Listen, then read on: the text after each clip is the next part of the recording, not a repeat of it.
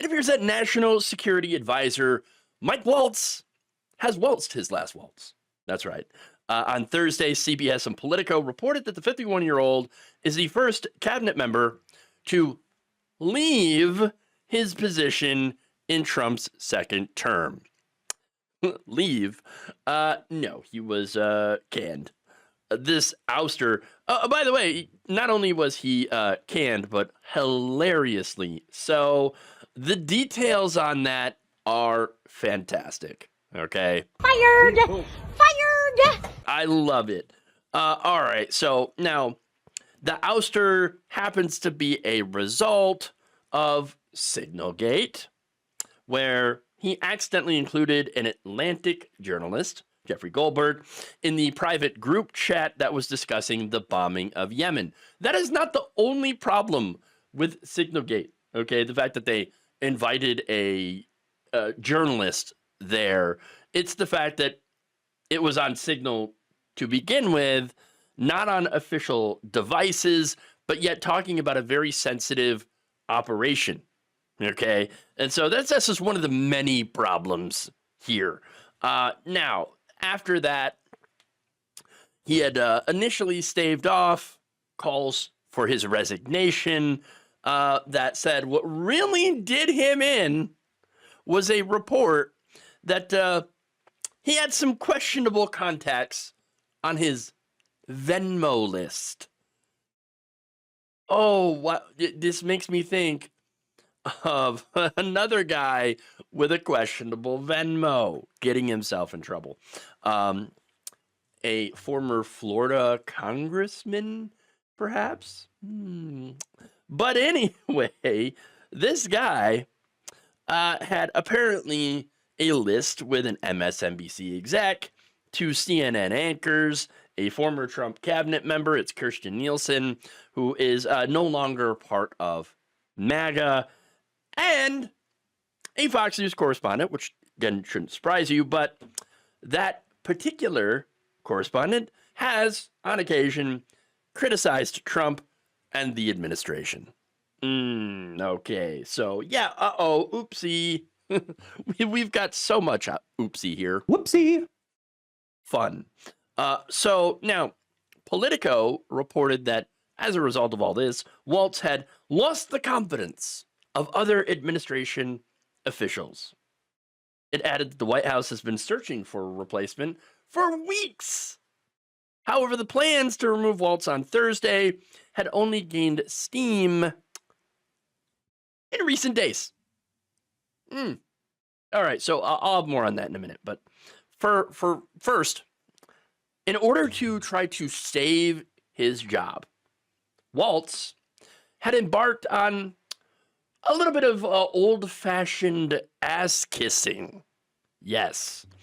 On Wednesday, during the cabinet meeting, Waltz had praised the strength of Donald Trump's leadership, the same leadership that led him right out the door.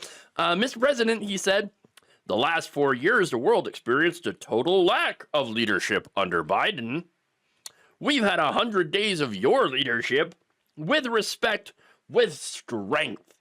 Starting with, there'll be all hell to pay if you don't let our people go. Dozens, over 40 Americans have come home under your leadership. Far fewer terrorists are no longer threatening the homeland under your leadership.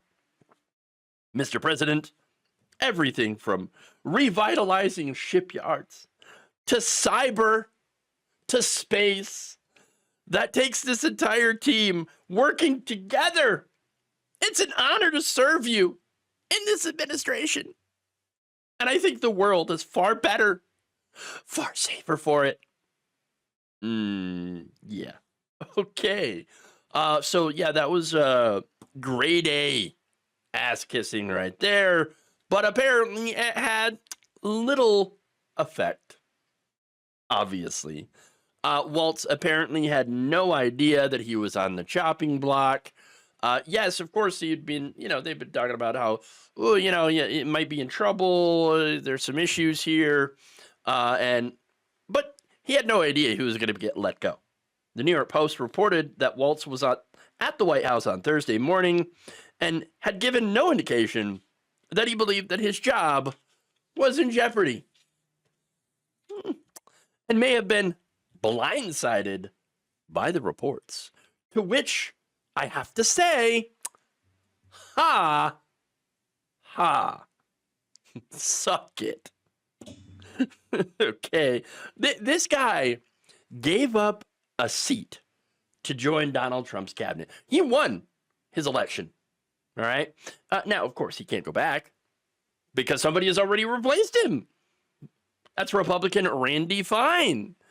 So he is done. The guy lasted maybe 9 to 10 Scaramucci's, which is not great. Still better than the original, obviously, but not good. Not good at all. That said, it's not entirely terrible either, considering how often Donald Trump does fire people. I mean, he's kind of famous for that whole thing. You're fired. All right. Isn't it amazing that they had to script him to say that? That's great.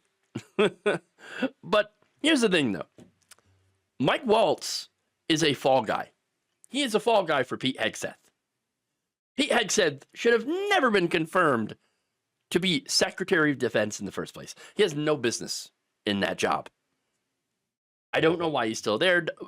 Well, obviously, Trump still likes him. Trump still likes him. And maybe it's because he was on Fox News. I don't know. I don't know. But, like, all right, he's still there. And he's going to, for now, going to stay. For now. That said, the internet weighed in, and of course, it's great. In fact, Tim Walz, who wrote on BlueSky, Mike Waltz has left the chat. You gotta love it. I love it. Ron Filipowski also writes, Trump currently trying to come up with a way that he can blame Joe Biden for Mike Waltz. That's right. Of course. Miss Betty Bowers writes, Mike Waltz has been fired for outrageously adding his wife and brother to a classified chat about national security. Oh, I'm sorry. That was Pete Hegseth, who keeps his job. Ooh, that's so good. Fall guy, Wajah Hali says, Trump took the advice of anti-Muslim bigot and crank Laura Loomer and finally fired Mike Waltz, but still has Pete Hegseth for sharing military information on an unsecured app. Just let that sentence sink in. Yeah, no kidding.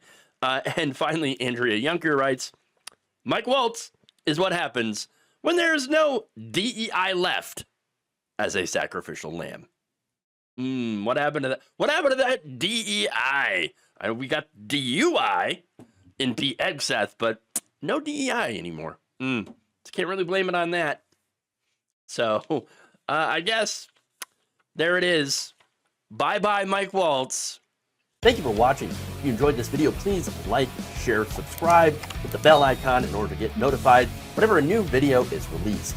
And if you want to support independent, progressive media through this difficult time where it seems like everybody is shutting down, you can become a member on our YouTube page, you can become a subscriber on Facebook, or you can go to my Patreon. It's patreon.com/Jeff Waldorf. Thank you.